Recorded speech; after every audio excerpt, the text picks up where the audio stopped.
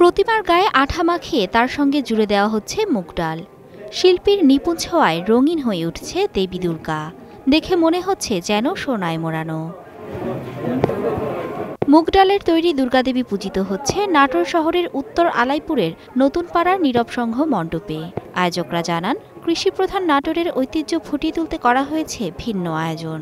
প্রতিমা তৈরিতে ৭০ কেজি মুগ ডালের ব্যবহার করা হয়েছে। এতে খরচ হয়েছে প্রায় ৮০,০০০ টাকা।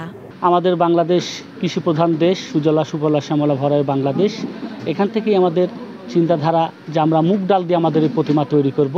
প্রত্যাশা কামনা করছি যে আপনাদের সবাই এখানে আসবেন এবং পূজা পরিক্রমা করবেন। প্রতি বছর একই রকম ঠাকুর হয়, যে আমরা ওই দিক চিন্তা বিবেক করে দেখলাম যে আমরা এবার মুগের ডালের আমরা ঠাকুর করব। প্রতিমা কারিগর বলছেন ৩ মাস কাজ করেছেন মুগ ডালের প্রতিমাটি তৈরিতে। ভিন্ন আঙ্গিকের কাজ করতে পেরে খুশি তিনি।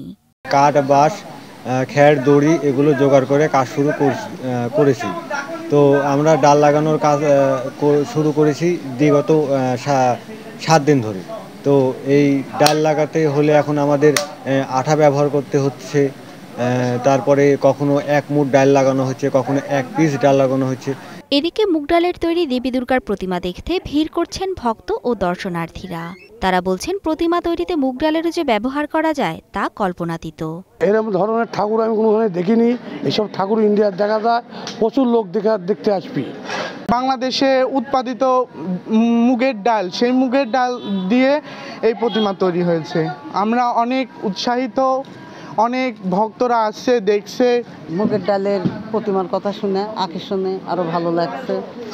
এরকম পূজা কখনো কোথাও দেখি নাই।